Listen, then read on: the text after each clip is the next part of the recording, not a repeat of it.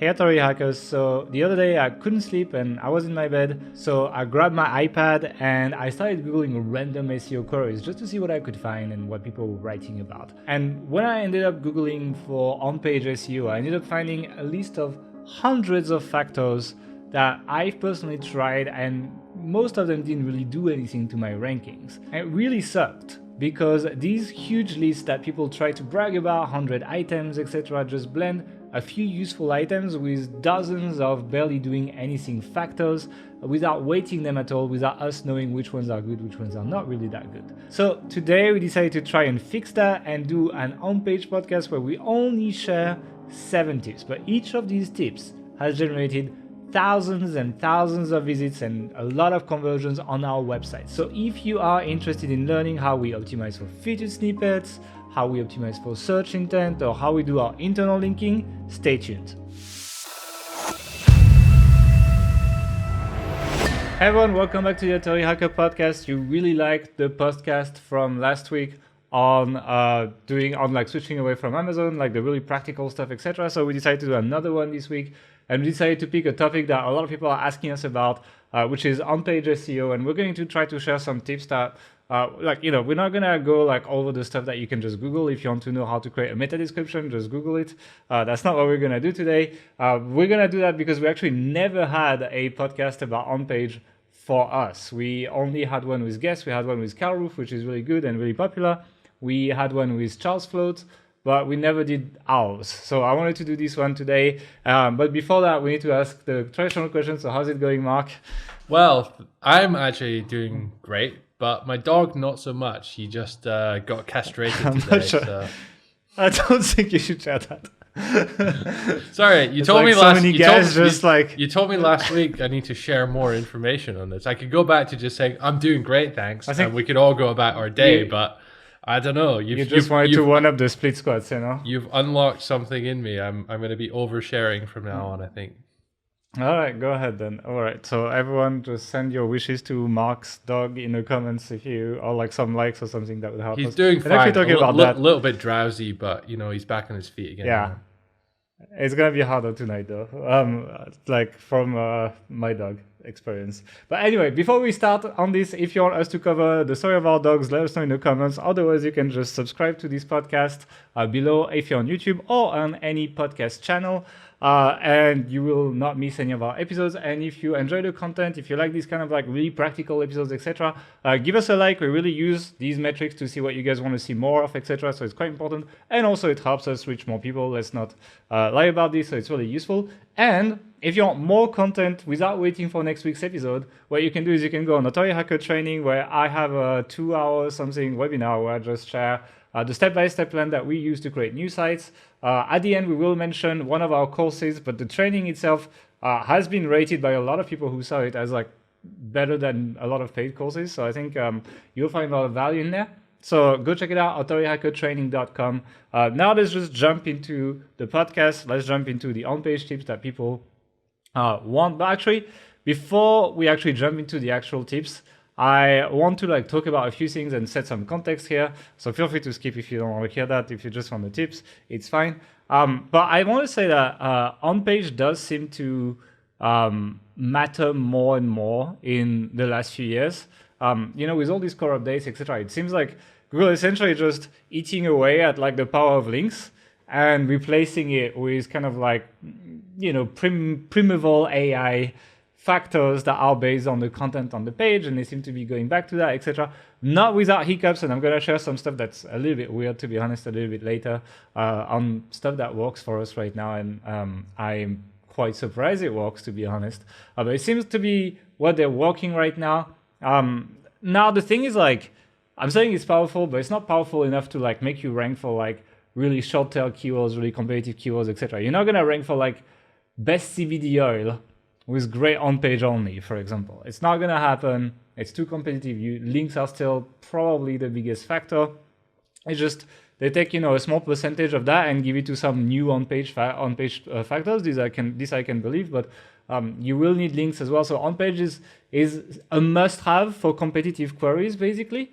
But where it's really powerful is for medium to low competition queries, support pages, etc., where you don't actually need to run a link building campaign to rank. You need a well-built page, and you can just rely on internal linking and just your DR to actually rank for that keyword. We do that on most of our sites. Most of the pages we have, actually, we don't run link building for them.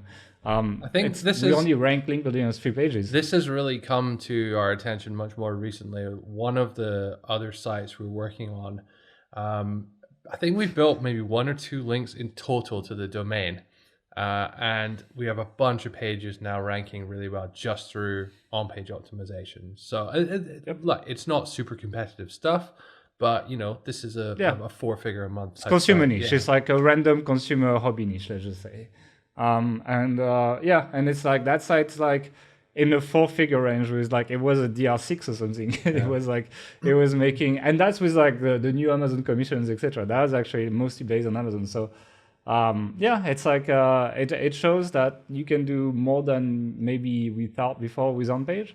And I think it's I think the first time we went to Chiang Mai SEO, I was talking with a bunch of guys, and I was like, oh guys, we're like really good at link building, but we kind of suck at On-Page. And I really spent like 2 years really just testing a bunch of stuff and like really paying attention to these, etc. And I think now we're pretty good. I think what the problem with On-Page is that if you go to Google and you say, on-page optimization, on-page SEO, look for some tips there, you get a lot of things which, as you said before, don't necessarily move the needle.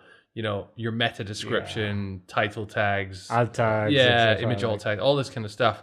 And I'm not saying like it's not a factor in some way or the other. It's just like, if you're going to spend your energy doing it and expect changing a few of those things to make a big difference, it's probably not going to do it. But if your page is not ranking, like the alt tag is not going to save it. It's like So what were you going to say? But the things we're going to cover in today's episode, hopefully they will move the needle. Yeah, I mean, it's based on personal experience from the past 2 years, basically. But before we jump on the tips, another teaser, last one, promise.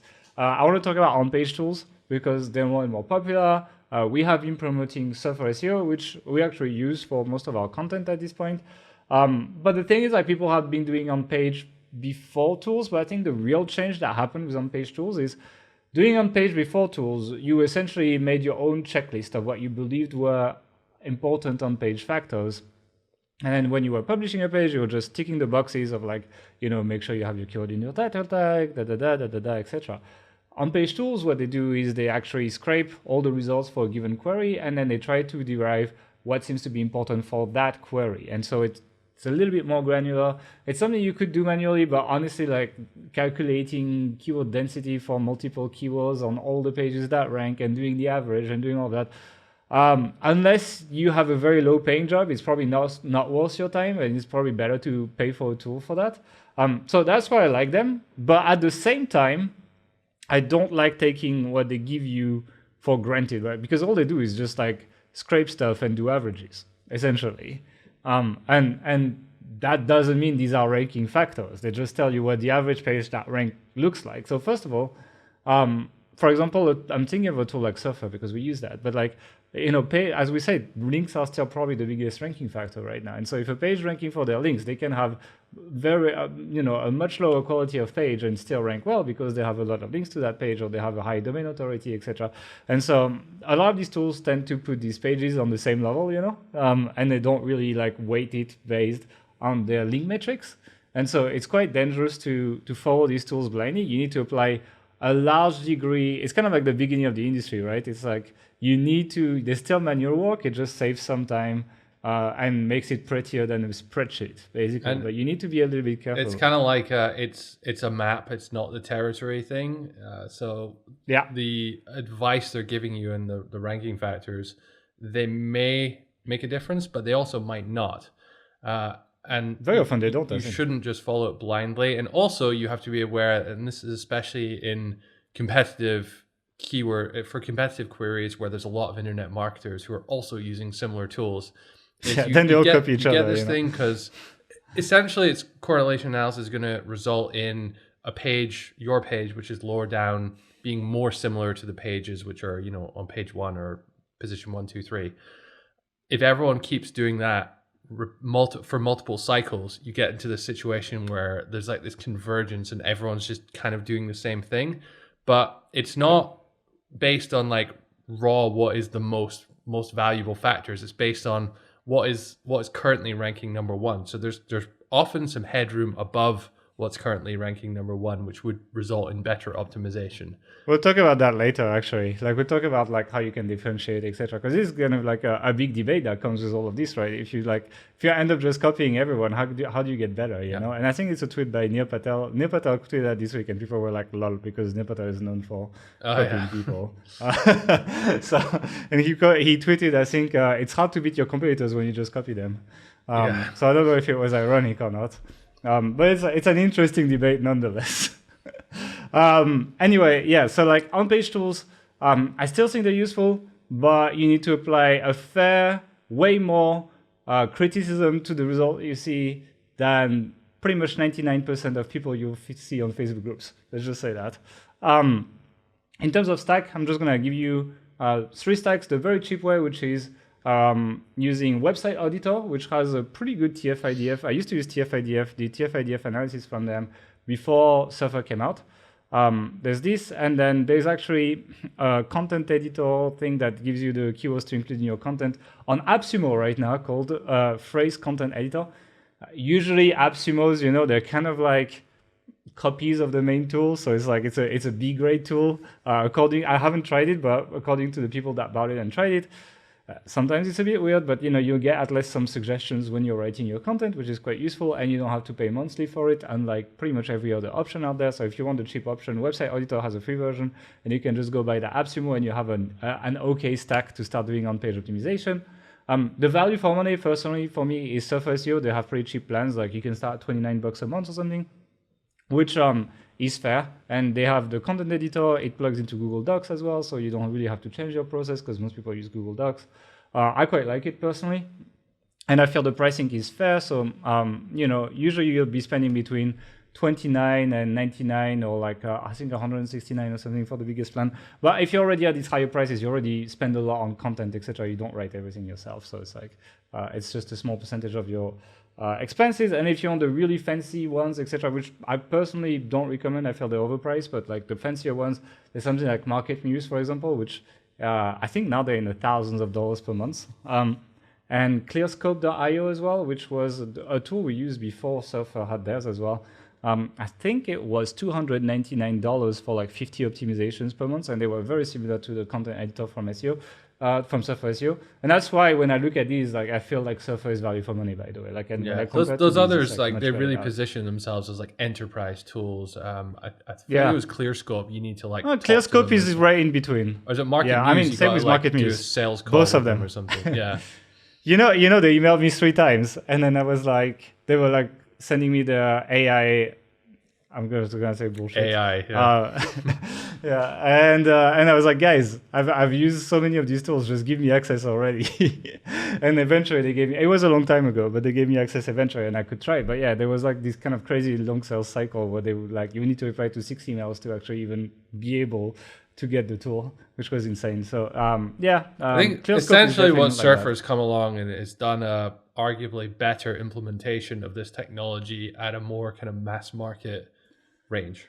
I think Market Muse is like probably has some. So Market Muse has this thing where they do like keyword research for you, but like Surfer is working on something similar, where they basically find like, the sites that rank for these keywords also have these 7 pages on these 7 keywords. Maybe that matters for internal linking, etc. So they do that, but like Surfer is working on it actually. So hopefully that will come out soon. It's not ready yet, but they gave me a teaser and that looks pretty cool. So let's see what happens there. But I personally feel Surfer is good, and if you don't have the money for it yet, Website Auditor, it's free. Phrase Content Editor on AppSumo, I think it's $39 or something, and you pay one-off.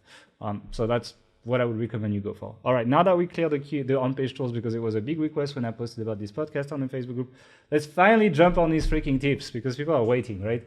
And I'm going to start with a boring one. It's newish, but it's boring.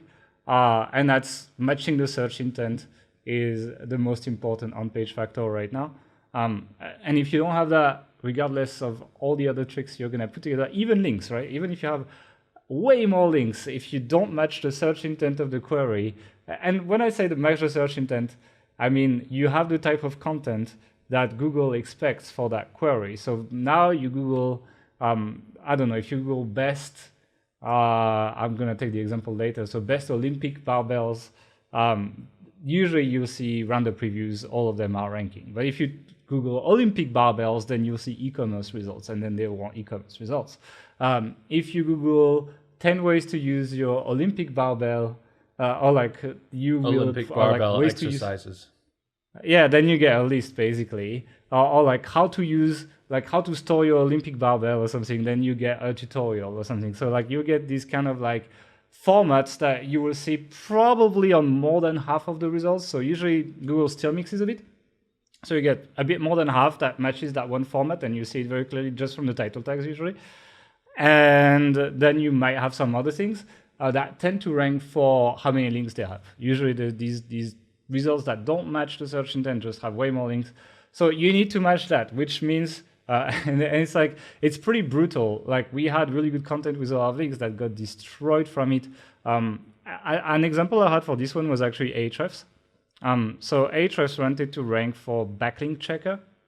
And what they did is they had a blog post or a page for it. They had a page that described the tool they have. But actually when you Google backlink checker, what there was actually tools there. Like you could actually, it's essentially a free version of Ahrefs that was way worse from competitors, where you could just put a URL and get some results. And so they couldn't rank for it. They were page 2 or 3. And then one day they actually made, if you Google backlink checker, now Ahrefs actually has a free version of backlink checker on that page.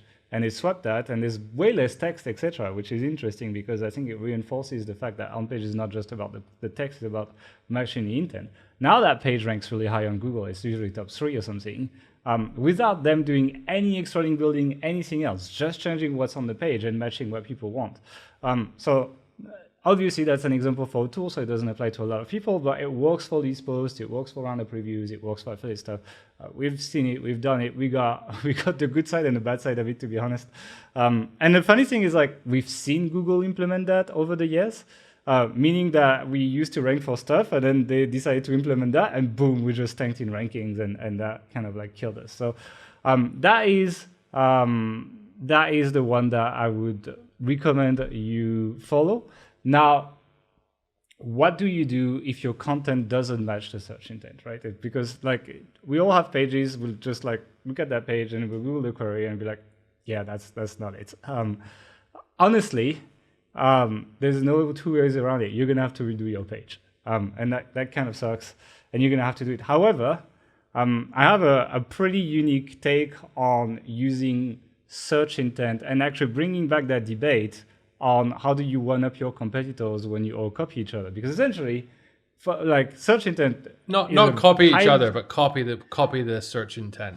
I know, but you know that what happens in real life. It's like, that's what we say on the podcast, that in real life what people do, they copy each other. And to be honest, Google highly encourages that.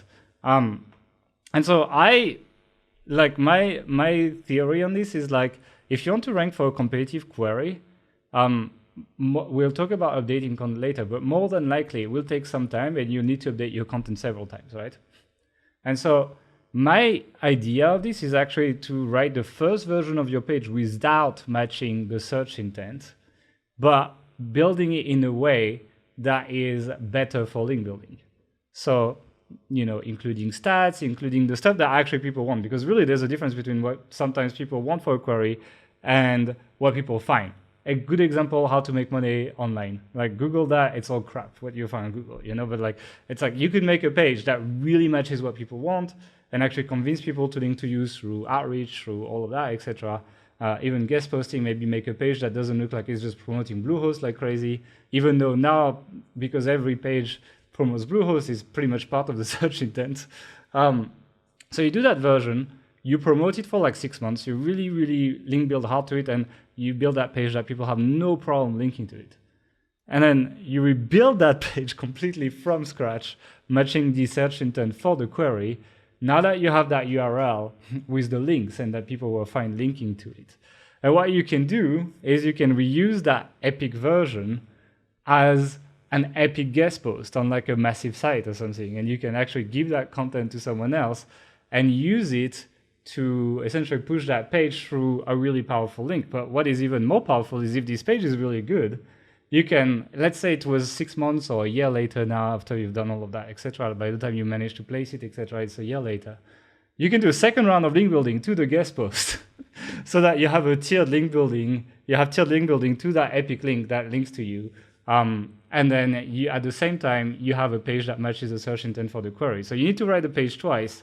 But anyway, for really big queries these days, you don't just get it on your first try most of the time, unless you're really hardcore on links and you just like buy a million links basically. What do you think about that? Sounds kind of dodgy to me, to be honest, like bait and switch. What is dodgy? Well, honestly, when you update content, that's what you do, just unconsciously. So the links that you acquired were not for the content that would currently be on. So after you've done that process, currently be on the page, would not have been, or the links pointing to it would not have been for that. So like, surely that's counted. That's count. I mean, it's not in the sense that. It's not like, I mean, we've done it on a toy hacker. Well, like if you look every single link that's ever pointed to a page, regardless of how much the page changes, count the same. Yeah. I don't know. I find it hard to believe. I mean, I'm telling you that. I mean, I do believe links age, but I don't think that. No, it's like if you change the content on the page, it actually works, And we've done it on a toy hacker several times when we had to update for search intent, where we had like really epic. It wasn't deceiving. Like we intended to make really good content. There's a difference between like updating it, tweaking it, adding new sections, whatever, and then like, oh, here's one post and here's some completely different that you add in later. I don't think so. Think about it like Google rolled the search intent. We did that several times, I'm telling you, where we had really cool content that did not match the search intent. It collected a lot of links. And then we've literally scrapped that page and wrote a brand new page. Should we email everyone that link to that page and ask them to remove the link? No, of course not. I'm just saying like, so I'm just saying like as a core strategy to like put a lot extra effort into do it rather than just matching the search intent straight off the bat.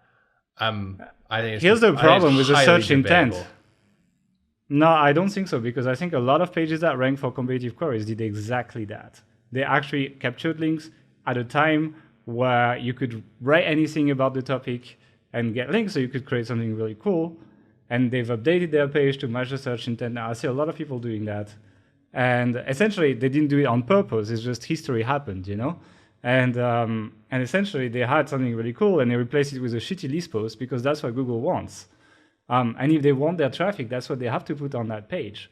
And before that, that page was a way better page, way more interesting, something that you would actually want to share on your social media, etc. Whereas now you wouldn't. It's just matching.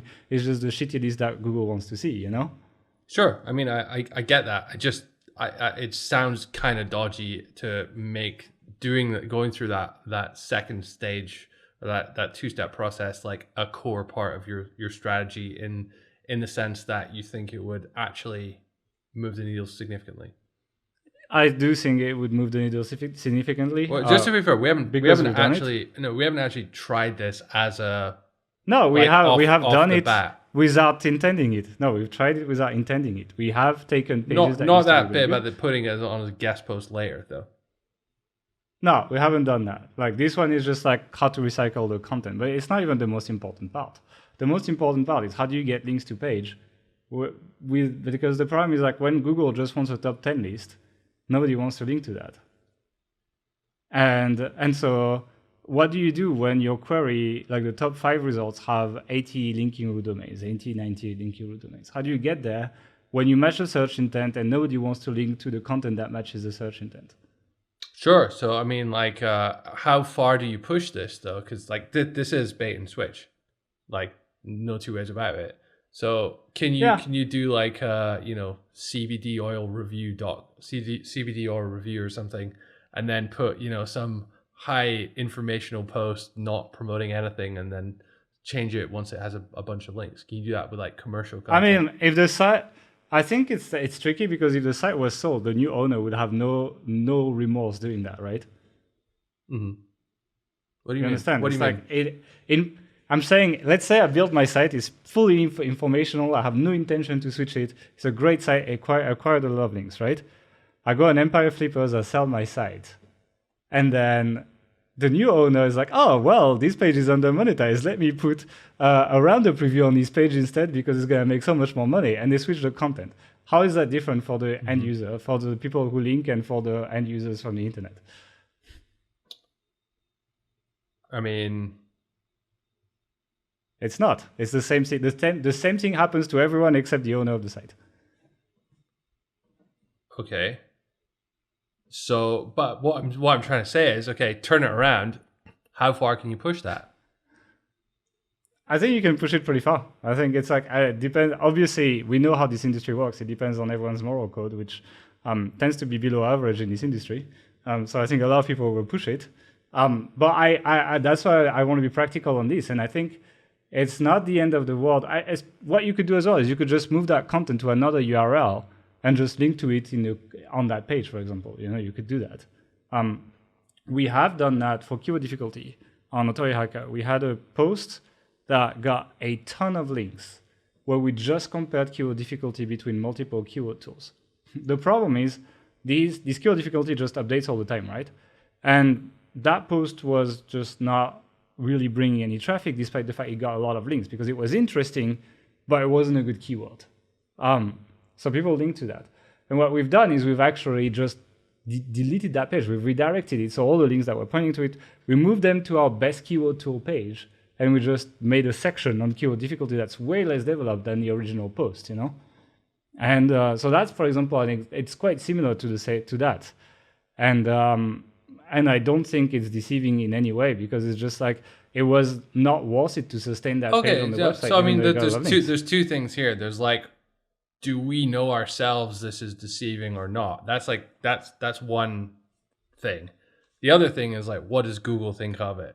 And so Google doesn't give a shit. He's basically saying you have carte blanche to do this as much as possible. And this should be like a primary strategy. Every article you ever produce on your site should first be high info to get shitloads of links, and then bait and switch it to be like promoting Viagra. I wouldn't do that for every article. I would do that for like highly competitive keywords, yes. And it's like it works really well. And also you can just take slightly alternative angles. For example, that keyword difficulty one. Instead of best keyword tools, nobody wants to link to that. Comparing keyword difficulty, people were really interested linked to that, for example, on Toy Hacker. Have you seen affiliate sites do this and like with Wayback Machine or anything like that? No, I mean what people do is they just buy pages off each other and buy redirects of each other, which is kind of the same thing. So it's like, oh, I have that article on keyword tools, and you have that your site is dead, and you also have that article on keyword tools that has 40 links. It's completely different content, but I'll just pay you for the redirect and then just get redirected. Essentially the same thing as well, right? Whether it's a redirect or it's a rewrite of the content, it's exactly the same thing. You end up on another page, That's not exactly the content that was linked to initially. Does raw canonical still work for that? The problem with raw canonical is it's only a strong hint to Google. It's not mandatory for them to respect it. And usually, so it works well when the content is identical, but when the content is not identical, then it can happen that Google does not honor it, and then they don't pass any link juice. So pseudo one redirects are better and cleaner, but raw canonicals can work. What you can do is if you just have partial duplicate content, then it works. So maybe take a section of the page that you're raw canonical in or something, and that would work pretty well. Anyway, that was just one of the things, just to talk about search intent, right? So we went down the rabbit hole quite a bit, but I think that's quite interesting to talk about all of this. But all of this to say, you will probably not rank well if you don't measure search intent at this point. And I think that, it's like, I think the core problem is that Google is promoting copycat content. And in the end, that's why we can't create great content and rank like we used to. Now they will just force the same thing. And the thing is, that spots that question as well. If you want to create content that matches a search engine, how do you stand out and get links, right? So really, there's not a million ways to do that. You could do outreach, guest posts, etc., and get links that way. That works well. People pay for links as well. or you can do extremely good production value. So someone like Brian Dean, for example, Backlink Code, that's what he does, right? He has good content, but I think what makes his site so good is not the content itself, it's the way it's presented and how nice it is to consume. The images, the illustrations, the colors, the fonts, the everything. It's beautiful, it's nice, it looks professional. And even if it was the same thing as what we would say on our site, because we're not as good as him at presenting the content, he will attract way more links on top of being quite good at promotion. So I think production value and videos, images, etc. are a good way to create content that matches the search intent without and be able to stand out, attract links, etc. And things like branding, site, the way the site looks, etc. is quite important for this. But I still know, and honestly, I encourage you, Mark, to go on any competitive keyword and put the URLs that are ranking with content that exactly matches the search intent in Wayback Machine, and to check the redirects to these pages. And you're big surprised. It feels like literally there is a ceiling, and if you play by the rules right now, you will never reach it, because people back in the day were able to acquire links that you won't be able to acquire, because they were able to have random content and get links to it. So they were able to do something cool that would get links that you cannot do if you want to rank these days. And you know how this works. If you rank, you get links, etc., etc. So they would essentially they would get into that virtuous loop that does not exist as much anymore these days, you know? I saw, was it Brian Dean or was it someone else? They bought a website and they redirected it to like one section, one subcategory of their page to like transfer all that link juice directly. So there's two, Brian Dean did that with Point Blank SEO. And I think the better example of this one is Healthline about authoritynutrition.com a couple of years ago. No relation. And we all know, well, yeah, it's not our site, I wish, but no. It's a guy called Chris Gunnar from Iceland, I think. And so like it works really well. But like it shows, that's why a lot of like top positions for big keywords are acquired in ways that you could not acquire without doing this kind of stuff these days, because they have done that essentially. Just it used to be the rules back then, you know. And so like it's kind of like how would you build McDonald's now when like everything's so much more expensive? It would be much harder, you know. Same thing. Now let's talk about the next point. I think we've talked about search intent enough. That went a little bit off topic, but I think people like tell us if you like us going off topic or not in the comments, because otherwise I will cut it short next time. The next one is actually a controversial one. I think Roger Monti from Search Engine Journal will love this one, our good friend. This one is exact keywords work way better than you think. And I posted about this podcast on our Facebook group, on Authority Hacker Pro Facebook group. And Lewis, who is an ex-writer for Authority Hacker, but now is just a member of the community and just built his sites, etc. Posted like, insert your keyword on the page as a tip for Onpage. I was like, well, thank you very much, Lewis. But actually, he's not completely wrong. You know, I mentioned that I disagree with on-page tools, and that's usually the one thing I disagree with is the amount of exact keyword on the page. I used to not believe in that. I used to believe that Google was way too smart for that they could figure it out if you had synonyms, extra, and they do to some extent, right? And then one day, as part of these 2 years of experimenting with Onpage, I started going crazy on just putting my keyword on the page, right? I actually looked at some of our rankings before that podcast. I picked a random page that ranks number 1 for a mid-competition term. It's not the most difficult keyword, but it's also, there is competition. People are trying to rank for it as well. People are trying to build links for it, etc. And the exact keyword density for that 3-word keyword is 1.26% on the page, which is a lot. It's 1 in 80 words. 1 in 80 combination of 3 words is our target keyword, which is really high. And if you take 2 words out of the 3 that kind of like describe the keyword still quite well, it's 2.37% density. So it's really high. And that ranks number 1 with video snippet. And we'll talk about video snippets in a second, because these are important as well. And basically, most of the time when I get results from Surfer or any of the on-page tools, I tend to put more exact keywords than they give me. And we've done it many times where the writer wrote with the Surfer indications, we published it. We waited like 2-3 months, and then I went back, and all I did was add more exact keywords. And obviously, and we'll talk about that as well, updating content. There's an effect of updating the content. So I tended to not look at the bump in ranking as you update the content, but rather look at where we rank 6 to 8 weeks after I've touched the page, because otherwise it feels like it would fade off from the update. And pretty much every single time we've ranked higher by adding more keywords, exact keywords, not even variations, not even trying to be smart, anything, just like the exact keyword. So there you have it, folks. The latest on-page SEO tips from 2020. Stuff your exact keyword. Well, I was surprised, right? It's like if you listen to like some of the first podcast episodes, you hear me say the opposite. But I mean, I'm talking from like us optimizing pages and often doing that. And we'll talk about this in next session. We'll talk about feature snippets in the next section. So stay tuned. But that has worked pretty well. So the question everyone's gonna ask is like, oh, what density should I go for my content and honestly, 7.2958 was it percentage recurring? What? What are you talking about?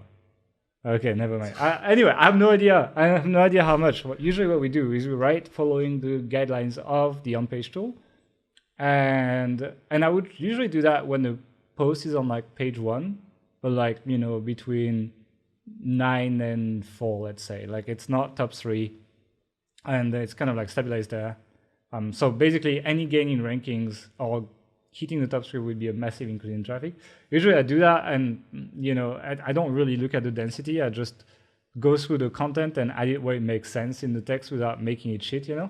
I also don't look where I put it, whether it's H2s, H3s, etc. I just add it 3 to 5 times in the content usually. Let's just say that. Like it's really not scientific or anything like that. I have no correlation study. It's like the actual work every day. It's something we've actually started screening writers for now when they apply to work with us. So in the test article, which we give them, we ask them to fit certain keywords in, and they would be like typically unrelated to the topic or not very closely related, so it wouldn't occur naturally. And how good they are at stuffing or fitting that keyword in while still making it sound like natural and not like obvious is a factor which we consider when deciding if we're going to hire them or not. Yeah, so it's surprising. And let's jump into that. So like I said, it doesn't matter what the keywords are. It's not exactly true, because it doesn't matter for the normal organic ranking, but it matters a lot for your feature snippets. And so let's jump onto feature snippets, which is the next point here, because they kind of correlate with each other. I mentioned it in a previous episode, and we're going to be putting a card on YouTube, so you can go and check that episode. It's a short one. That feature snippets change the way you pick your keywords, because essentially the way it works is like feature snippets is only number 1 for pretty much every query at this point. And you don't have to be the number 1 organically to get it. You just need to be in the top 5, 6, 7, and then Google's just going to pick whatever blurb of text matches more what they're expecting for the query. Usually it is preposition based, so it's like what, how, when, etc. Like the kind of questions people put in Google. So like what is, and then you should say keyword is da da da da da. And it's like how to, and then usually how to is going to be steps. So it's going to be 1, 2, 3, 4, 5, 6. Like basically for each preposition, you should look at the way they are picking up the phrase and pick something like that and put it in there. So it's really changed keyword research, because essentially you don't have to rank number 1 anymore to be number 1. You just have to be in the top 5, 6, which changed massively the way we pick our keywords. We don't mind if people are DR90 in the top 3 anymore, because we know that if we're in that pool for featured snippet in 4 or 5, then we can go and compete for that. And this is not relevant at all how authoritative your site is. Even links don't seem to matter that much. It's really just an on-page game, and so it's fair play from that point. And you can be competing against a DR90 site and take the feature snippet. We've done it many times. Several members have done it many times as well. And so it works that way. It's quite a sort of wide open landscape at the moment as well. And just the nature of featured snippet optimization is it's like you need to kind of constantly battle for it. And I think bigger organizations are not so agile at doing that. Yeah, it's becoming more and more competitive, though. You can see, like, I see it against like smaller blogs that know SEO. I mean, like That's why Authority Hacker is interesting, because we just get everything faster because everyone's doing SEO. But it's becoming more and more competitive, meaning that you tend to have to optimize for them. And the way it works these days, the way you get feature snippets, it's like before when it just started, they would just pick a random piece of your text, right? But nowadays, the way people do feature snippet is they create special sections on their page for Google to scrape. That's how it works. So for example, if you look at HubSpot, if you go on the HubSpot blog, they have these like, did you know boxes, etc.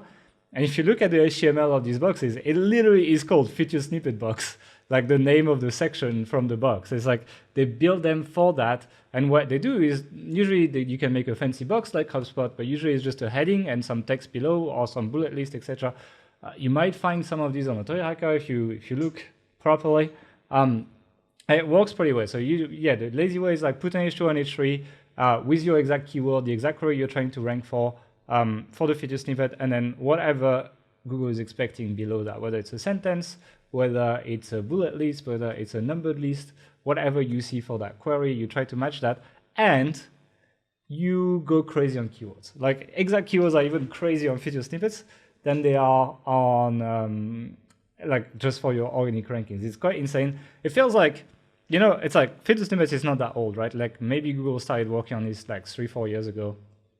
And it's not that refined. I expect a lot more factors to come in for feature snippet, but right now it's like sentence structure and exact keywords plus keywords. Usually the way it works is like you Google your query and some words are bolded in the meta description or the titles, etc. And these words, they want to see them in a feature snippet, basically. So it's pretty basic the way it works, and we tend to reserve a lot of our exact keywords on the page for that feature snippet area. By the way, you can have multiple feature snippet areas. I was doing, as I mentioned in previous podcasts, I was doing quite a bit of competitor research lately. And I've seen sites with like 7 feature snippet base, one below the other, where it was bullet list. And it's like literally at the end of the article, they just smash all of them. And they just picked, maybe half or something. And again, it's not worth having it if you're not ranking like top 5, 6 for a query. So maybe you even rotate them depending on your rankings. You just have like a spreadsheet with like 20 of them. And depending on the queries you rank for, you actually just add that in and out to the page to actually try to catch it. And another thing that is quite important for feature snippets in terms of on-page is the HTML that they're in. It's something that I was also surprised. It's something that will make people who hate page builders very happy. Because it actually seems to be true in that case. The story is, and I shared it on Shine My SEO, where I was trying to get a feature snippet for a query, and then I pretty much did everything I talked about so far, like this section, the H2, I had my bullet list, I had a lot of exact keywords, etc. I still couldn't get it. And the only thing I changed was I moved the page from Elementor to Gutenberg. Gutenberg does add tags when you look at the text version in WordPress, like they will add some like tags, but in the HTML of the page, they don't show these tags. So the HTML is pretty clean from Gutenberg. I just did that and I could snag it from that, and we did it several times after that, and every time it worked. And now we moved all the pages we're trying to snag feature snippets from to Gutenberg, and that has worked really well. We have a lot of feature snippets right now. So it seems to be quite important. What we tend to do now, if we want to bring Elementor in these pages for some elements, is we create custom sections in Elementor. You can do that, and then you can call them with a shortcode in the page, and you can still have whatever you wanted from Elementor on the page without affecting your feature snippet area and capturing them. So essentially, that's feature snippets. That's how they plug into exact keywords. And you can usually where we put our feature snippet section is after the introduction of an article.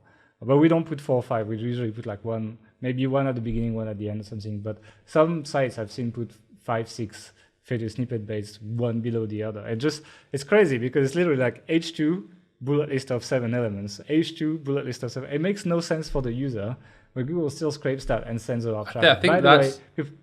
I think that's why it kind of feels like the early days of SEO, like the Wild West, when Google hadn't really figured out what it wanted to do, and it's just like random shitty sites are ranking because of like keyword stuffing and shit like that. We're recording this in August 2020. If you're listening to this next year, or even a few months down the line, I wouldn't be surprised if things drastically change. But, make the most of it while you can. Yeah. I mean, I would expect them to fuck it up in 2020. That's what everyone does this year, right? So anyway, so that's basically Feeder snippets. Can't remember. I wanted to say something, but I forgot. If I remember, I'll say it again. Let's go back now to something we mentioned earlier, but we haven't been diving into, which is updating content, right? And for this, I'll actually tell the story, and I'll give the keyword for once. I don't think I ever gave the keyword. We used to rank for that Venus Factor review on one of our sites, which was like a really big, it's not big anymore, but it used to be a really big diet product. We used to make a lot of money from affiliate commissions from this. And it was 4 or 5 years ago. And the updating page factor was so strong that every time we used to be ranking number 1, but every time we dropped to 2 or 3, I would there was a time where I went to the page and I did a dot at the end, like a full stop. Like I just added a second one. I updated the page. We went from number 4 to number 1 just doing that, adding absolutely no content to the page. None of the stuff that you'll hear about. Just the fact of changing the content on the page, going back to Webmaster's Console, reindexing it, waiting 5 minutes, back to number 1. Right? So that's how good this was. I don't feel it's as fast and as powerful these days. I feel like without a meaningful edit to the page, it doesn't work as well. Maybe we work on more competitive queries. This wasn't that competitive despite the fact that we did it was paying quite well. I guess people didn't realize. But it still works really well. Like when you, we tend to update our content for 2 reasons. First, again, like we tried to go for a big query, we didn't get it. Happens very often, right? You try to go for a big keyword, you we can rank for that. Truth is, it didn't happen. Well, then that's a really good occasion to look at your content, look again at the search intent as well, make a list of everything that the top 5 pages have, all the headings, etc. Try to look at this on your page, add a bunch of content on your page, and then do a second round of link building, like a year later, a year and a half later, something like that. And again, it's another way of capturing competitive queries. It's kind of have these iterative changes to your page and then do another round of link building every time, because you can present it as fresh content, so you get like a proper round of that. And over time, you'll collect more and more links to that URL and have chances of doing that. So I like to do that, and that has worked quite well, specifically when you do promotion to the content. It's one of my beliefs that when you drive traffic to a page, it actually tends to do better in search, at least temporarily. Like from what I've seen, it's like same. It's like they pop more in Google Discover, etc. So updating and promoting has boosted our rankings very often, basically. Another time when we like to do that is when the traffic used to be great on the page, but it's deteriorating over time. That's something that happens as well quite often. Basically, you let Google tell you when it's time to refresh your content by looking at Google Analytics. And so, yeah, we essentially just go ahead and either do a partial rewrite, so add some sections to the content based on what we see ranking, or full rewrite, which is actually way more often than we'd like. Honestly, I'd like to hear from people actually. Like the one thing where I don't have like a really, really clean system is like content updating, like making it like everyone I know, everyone I talk to, even the biggest SEOs, they're just like, we just rewrite the whole thing most of the time. And I don't know, it feels like sometimes you're throwing stuff away, etc. Like it could be done better. I don't know what you think, Mark, but it's one thing that I'd like to hear what people do and think, because for us, we very often end up with a full rewrite, even though I feel we could do better. I think it's because, not necessarily because like we feel like you need to rewrite it specifically, but just because our standards have risen quite rapidly. Yeah, maybe over even like a year or two. So anything which we've written 2 years ago, it feels like it's shit compared to like what we can produce today. I don't think it's just that. You know what I think it is? I think sometimes it just takes the same amount of time anyway. Like really getting back deep into an article, refining the numbers, redoing all that, etc. It takes just as long as just writing a brand new article. And even if you paid someone to do this, I'm not sure it would be much cheaper, to be frank. So yeah, maybe that's why actually. But like, it's something where like I wish there was some magical formula where you could update your content for cheap, but we just end up rewriting most of it most of the time. One thing I like to do when I update the content as well is check the people also ask section in the search query and write down all the questions and actually try to answer them in there as well. Just because Google deems these questions related to the topic, so if you answer on your page, you tend to have higher chances of ranking. One of the things that you should definitely do, especially if you don't want to pay for an on-page tool, is to do that actually. Rematch the search intent, obviously we mentioned that. And then to refresh the content, we used to have a plugin called, what was the plugin anymore? Last updated. But actually we don't do that anymore. Now we just change the date in WordPress. It's cleaner. The only thing that you have to do is you have to edit your theme so it doesn't say published on, but like updated on the front end of your theme, but it's usually pretty easy to do that. If you use Elementor, you can do that as well with the theme builder. That's what we use. So you need to just do that, change the date, and then reindex it. So go in Webmasters Console, reindex that, and usually you get the results pretty fast, usually within like 24 hours max, sometimes 5 minutes. your rankings get boosted up quite a bit actually. Anything else to say on updating content? Nope. Okay, the next one is hubs and internal linking, and that was like one of the most requested topics together with on-page tools actually. I think people overthink internal links a lot. They think there's like some kind of magic into it as well. But before we jump into that, I want to remind of some basic rules. Right? First of all, how does PageRank works, which is really important.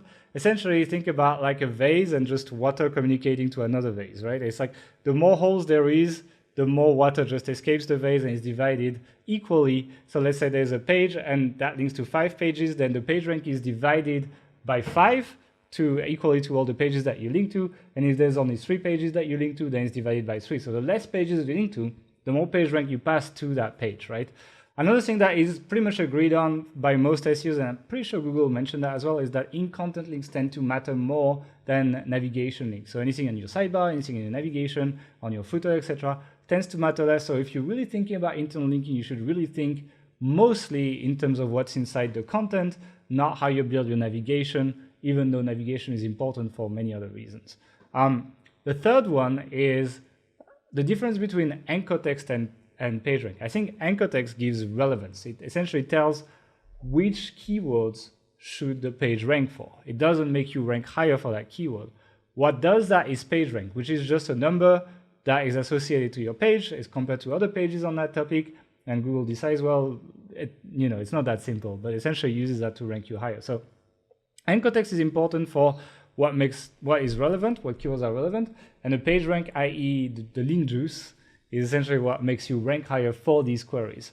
And another thing, and last rule I want to mention is you cannot cheat the passing of PageRank with the nofollow attribute. So people used to do that, and we will actually patch that, where you could nofollow some links on your page so that only a few links would pass PageRank and more PageRank will be passed to these pages.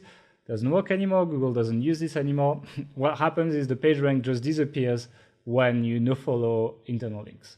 So it's just like it's divided. If they say there's 5 links and 3 of them are nofollow, it still divides by 5, and 3 out of these links just basically disappear. So you're hurting yourself more than anything. Yeah, pretty much. Yeah. So that's essentially. But you can still nofollow index. So you can still link to nofollow pages. They will still pass PageRank, but not be indexed, pretty much.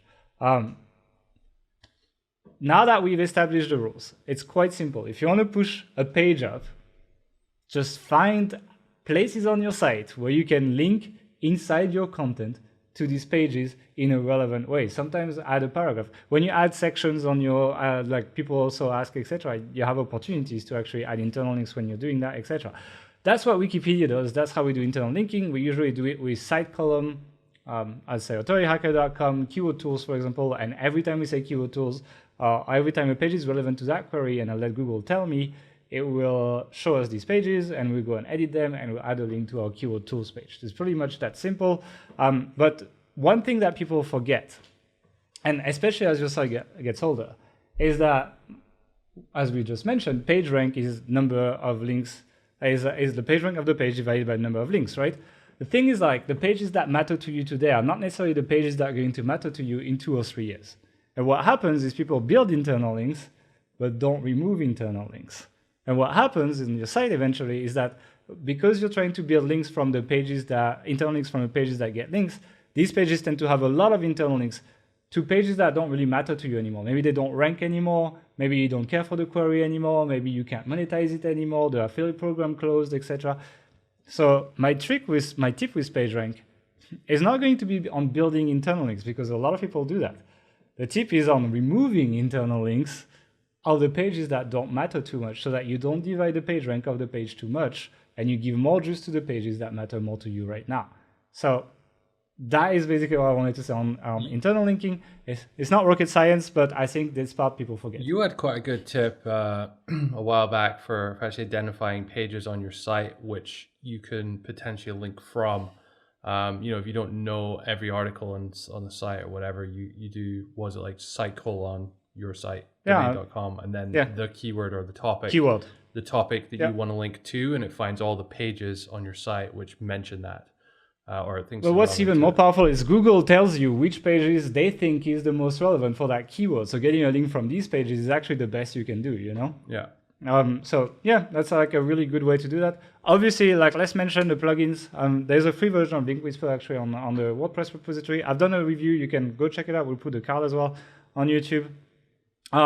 Link Whisper is pretty good in the sense that like when you do internal link, you're gonna just do like site column authority hacker keyword tools. But like inside keyword tools, we'll talk about keyword difficulty. We'll talk about search volume. We'll talk about a bunch of other subtopics. And so you need to do that for all of these if you actually wanted to think about that. The plugin does some of that for you, but it also finds a lot of very irrelevant stuff. So it's kind of like a mixed bag. They've improved it a lot since I've done the review. It's pretty good now. But it's still not a must, I think. I think it's good, but not a must, in my opinion. Any final words? Yeah. Just be aware of like of pages on your site which have a lot of external links pointing to them. And try and prioritize those as places you internally link from on your site. So just go to Ahrefs, stick your site in Site Explorer, and order it by backlinks or whatever. And that's a good exercise to do every so often. All right. So now we're gonna jump onto the last weird tip, I guess. I don't know how we're gonna call this episode, like weird on-page tips or something. And we're going to talk about title tags. Don't worry, don't run away. We're not going to say just add your keywords, although they're important. And I think one thing, actually, I'm going to talk about keywords for a second. It's like people just think on a very basic level about, oh, you need to put your keyword in your title tag. Yeah, sure. But you need to put a compound version of multiple keywords in your title tag, not one keyword. So for example, I'm going to go back to my Olympic barbell example, because we took it last week. Let's say your main keyword is best Olympic barbell, but maybe people type also best 20 kilo barbell, which is the way of an Olympic barbell. Maybe people type best garage gym barbell, for example. These are like secondary keywords. So your title tag shouldn't be best Olympic barbell. Your title tag should be best 20 kilo Olympic barbell for your garage gym. And then I'll put something like in 2020 or something at the end. And then you can essentially have all your keywords in there. And this Google is pretty good at figuring out and ranking you for it. So I would recommend that you pick multiple keywords to use in your title tag and compound them in a way where you have all the keywords at once while still making sense, please. But I think just thinking of putting keywords in title tag is noob level. That's why I put it in notes. Like it's just like, it's very basic. It's the first thing you learn in SEO probably, with like backlinks are important.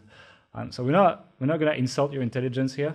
One thing that we've learned from the Google antitrust hearings is we have proof now that Google actually uses CTR as a ranking factor and user clicks as a ranking factor. Maybe not CTR, but user clicks as a ranking factor.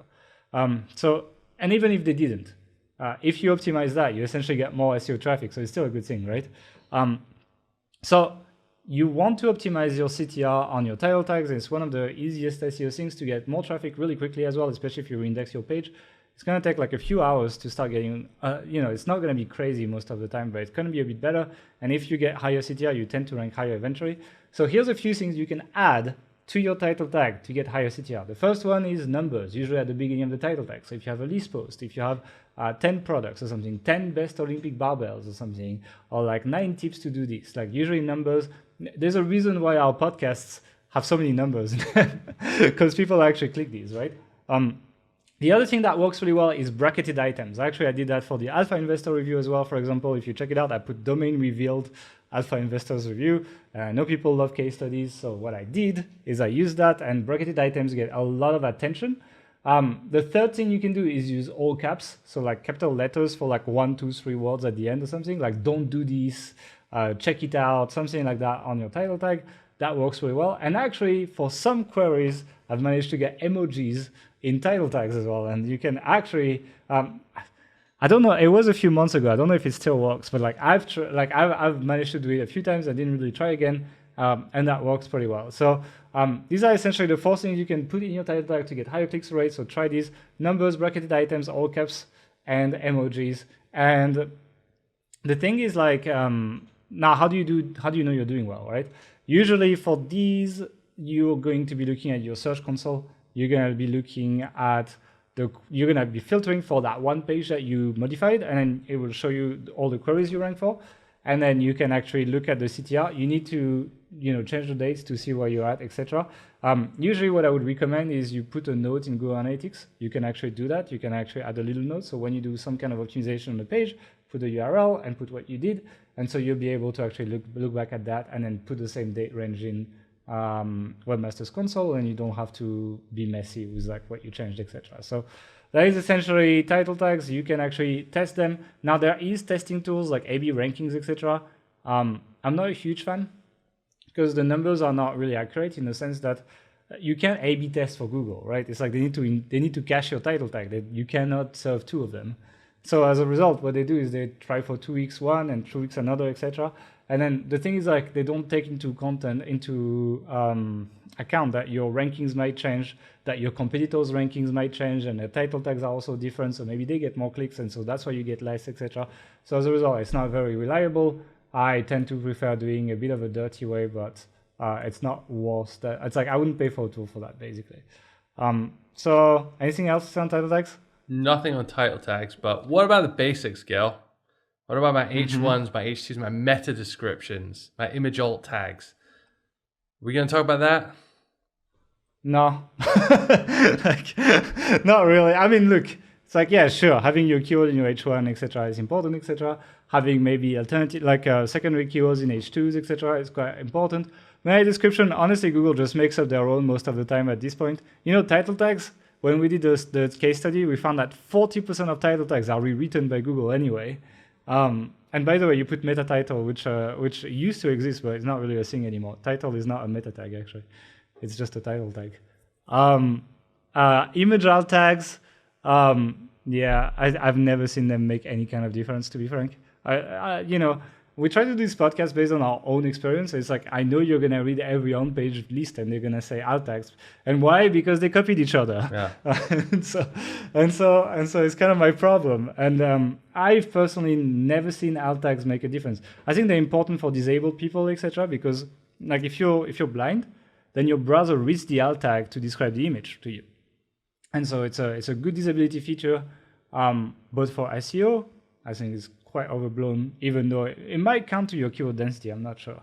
I've tried and I didn't see nearly as much movement as just putting in the copy, to be honest.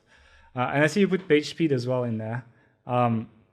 Yeah, I think it's like Google says it, and I'm going to say that as well, despite people loving page speed.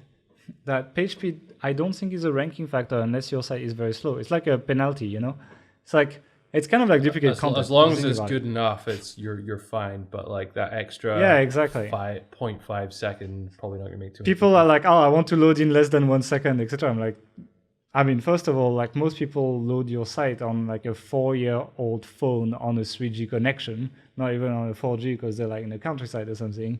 So they definitely don't load under a second. And second of all, yeah, Google doesn't care that much. I think it's completely overblown. Google has said that. I know there's always the case study of that guy that improves their page speed and like their traffic went up. What they don't tell you is they did a full site audit and they like cleaned the content as well and did a bunch of redirects and did a bunch of other stuff. And what can you attribute to site speed and what can you attribute to the rest? Usually it's not very clear. So yeah, there will be the odd case study. Like there is always odd case studies for random stuff. I have yet to see someone absolutely only do page speed for the last 3 months and see massive increases. So yeah, like we try to focus this episode on what actually worked for us, what is on page, what actually got us more traffic, made us money. These are the things that made us money, even though these are not the things you will find when you Google stuff. That's why I enjoy doing podcasts a lot more than I like doing articles these days. Anyway, any final words? No. Can we finish now? I'm a bit tired. Okay. Well, we're gonna finish, but not until people click on the subscribe button below and the like button if you like these kind of episodes where we just talk with our heart, share what we've done, share what's worked for us, what we believe in, what we don't believe in, and try to be like truly honest with you. To be honest, like we have nothing to gain from that other than you going to check out authorityhackertraining.com, which is a free training that we have if you want more content. We'll just share just practical stuff that we do. This one does. We have something to gain. We actually sell our course at the end, but the free training is worth its weight in gold, according to many of the people that went through it. So go check it out and tell us in the comments if you actually liked it or not. Hold on. It's worth its weight in gold. It doesn't weigh anything. Well, that is still true. Okay, never mind. That was a terrible, side note though, like, if you have any questions about on-page SEO, about any of the specifics which Gail's mentioned in this episode, head on over to our YouTube channel and leave a comment. If you leave a comment in the first 5 days of this podcast being live, we will answer them by the end of the week. So if you want to ask us something, go over there and leave a comment. All right, cool. Well, let's wrap it up. That was a really long episode. So thank you guys for watching, and we'll see you next week for another episode. Bye.